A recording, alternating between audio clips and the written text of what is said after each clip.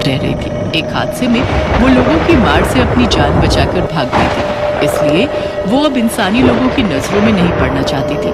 ठंड हो या गर्मी या बरसात, वो तभी गुफा के बाहर निकलती जब उसे लगता कि इंसानी लोग रह रही थी। एक हादसे में वो लोगों की मार से अपनी जान बचाकर भाग गई थी, इसलिए वो अब इंसानी लोगों की नजरों में नहीं पड़ना चाहती थी। ठंड हो या गर्मी या बरसात, वो तभी गुफा के बाहर निकलती जब उसे लगता कि इंसानी लोग उस समय अपने घरों में ही होंगे।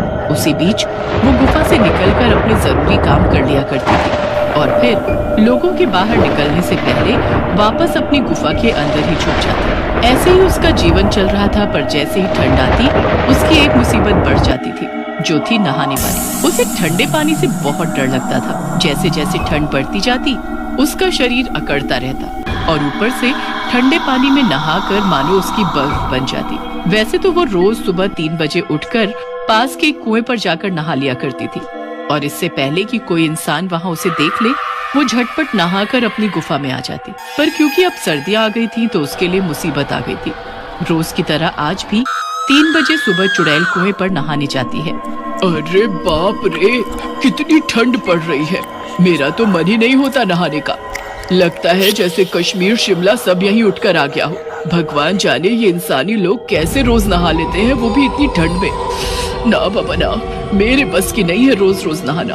अब तो मेरा नहाने का मुहूर्त तभी निकलेगा जिस दिन धूप आएगी या फिर सीधा गर्मियाँ आएंगी तब। चुड़ैल नहाने के लिए कुएं के पास गई तो थी और उसने एक बाल्टी भरकर पानी भी निकाल लिया था, पर जैसे ही उसने ठंडे पानी से भरी बाल्टी में अपनी एक उंगली डुबोई, उसकी सिट्टी पिट्टी गुल हो गई।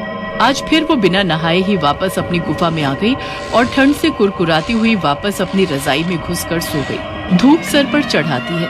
दोपहर के 12 बज जाते हैं, तब चुड़ैल की नींद भूख से खुलती है।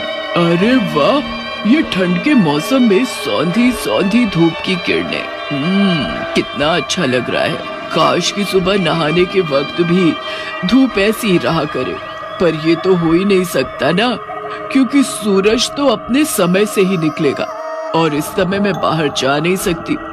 ऊपर से भूख भी बहुत लग रही है। चलो कुछ खा लेती हूँ पहले। फिर चुड़ैल कुछ फल खाकर अपनी भूख शांत करती है और रात होने का इंतजार करने लगती है। क्या करूँ, मैं तो बोर होने लगी हूँ। रोज के रोज पूरा दिन गुफा में घुसे रहो। अब तो जब रात होगी और लोग अपने अपने घरों में सो रहे होंगे, तभी मेरा बाहर जाना हो सकता है। इधर चिंटू की मम्मी चिंटू को 1 घंटे से आवाज लगा रही थी। अरे चिंटू, कब से पानी गर्म हो रहा है, आके नहा ले अब तो, या पूरा हफ्ता ऐसे ही निकालना है बिना नहाए। भगवान जाने कौन से ऐसे कर्म किए थे मैंने जो ऐसी निकम्मी औलाद मिली मुझे। अरे मम्मी, क्यों चीख रही हो? अभी 5 दिन ही तो हुए हैं बिना नहाए हुए। संडे तो नहीं आया ना वापस, नहा लूंगा मैं हफ्ता पूरा होने से पहले। इतना कहकर वो वापस अपने कमरे में रजाई में घुसकर फोन चलाने लगता है। फिर रात को, चलो अब तो 11 बज ही गए हैं। वैसे भी ठंड में इतनी देर कौन बाहर रहेगा अपनी कुल्फी जमाने को। चल के अब थोड़ा बाहर का नजारा देखा जाए। भूख भी तो मिटानी है अपनी, वरना फिर कल पूरा दिन गुफा में रहना पड़ेगा और वही फल घास फूस खाकर गुजर बसर करना पड़ेगा। छुपती छुपाती लोगों की नजरों से चुड़ैल सुनसान सड़क पर शिकार का इंतजार करने लगती है। वो देखती है कि एक साइकिल पर कोई जा रहा होता है। सर काला खटिया जाड़ा लगे, सर काला खटिया जाड़ा लगे, जाड़े में बलमा प्यारा लगे। हाय हाय, सर काला खटिया जाड़ा लगे। तभी चुड़ैल उसके सामने आ जाती है। ओहो, खटिया सरकानी है। चल आजा सरकाते हैं खटिया दोनों साथ में। और कहकर वो साइकिल वाले के चीथड़े चीथड़े कर देती है और उसका सारा खून पी जाती है और उसका मांस खाकर अपनी भूख मिटाती है। आह, कुछ तो गर्माहट आई और पेट भी भर गया। अब यहाँ ज्यादा देर रुकना सही नहीं, किसी ने देख लिया तो लेने के देने पड़ जाएंगे। और तुरंत चुड़ैल वहाँ से रफू चक्कर हो जाती है। फिर सुबह के 3 बजते हैं और चुड़ैल जैसे तैसे हिम्मत करके कुएं पर नहाने जाती है, पर ठंडे ठंडे पानी को छूते ही उसका इरादा फिर बदल जाता है और वो बिना नहाए फिर से वापस आ जाती है। इसी तरह 1 महीना निकल गया। अरे अरे, इतनी खुजली क्यों हो रही है मुझे? ऐसा तो मैंने कुछ नहीं खाया कि मुझे एलर्जी हो जाए। कहीं ऐसा तो नहीं मैंने किसी खुजली वाले इंसान को अपना शिकार बना लिया हो, उसके खून की वजह से मुझे खुजली की एलर्जी हो गई हो? नहीं नहीं, ऐसे में मैं कहाँ जाऊंगी? डॉक्टर पर जा नहीं सकती और दवाई मुझे पता नहीं है, क्या करूं? हाय राम, खुजा खुजा के हालत खराब हुए जा रही है।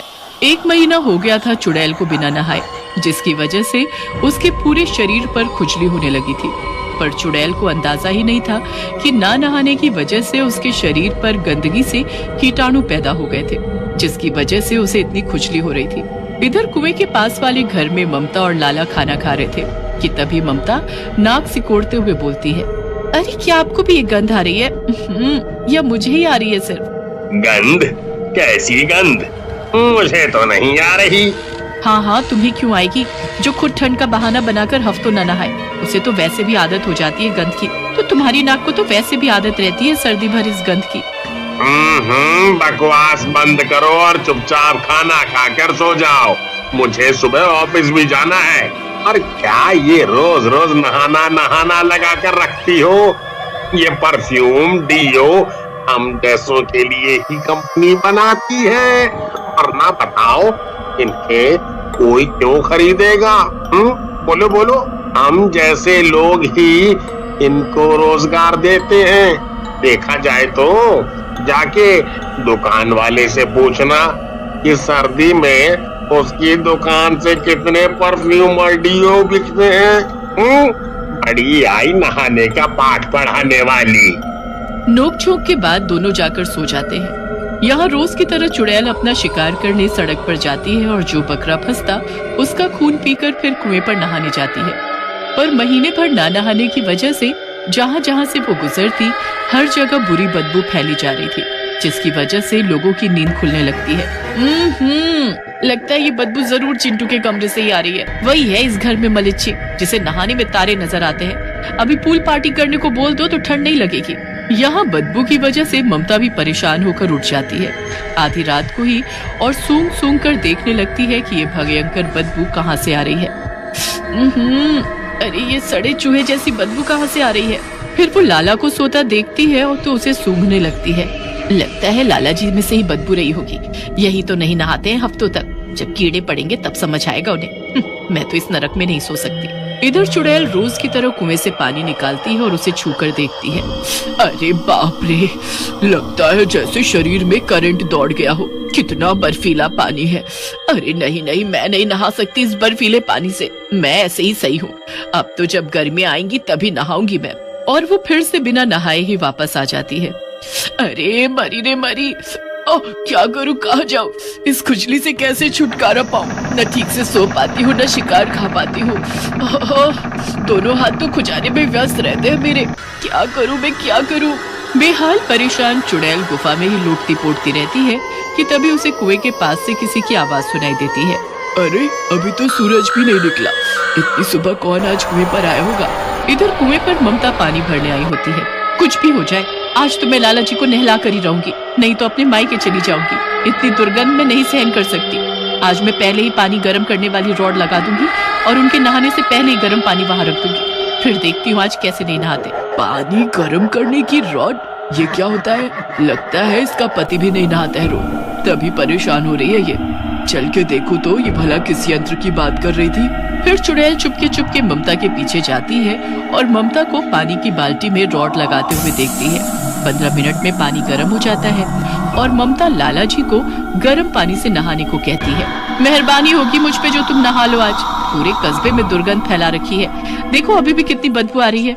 ममता को पता ही नहीं होता कि वो बदबू चुड़ैल की थी, न कि लाला की।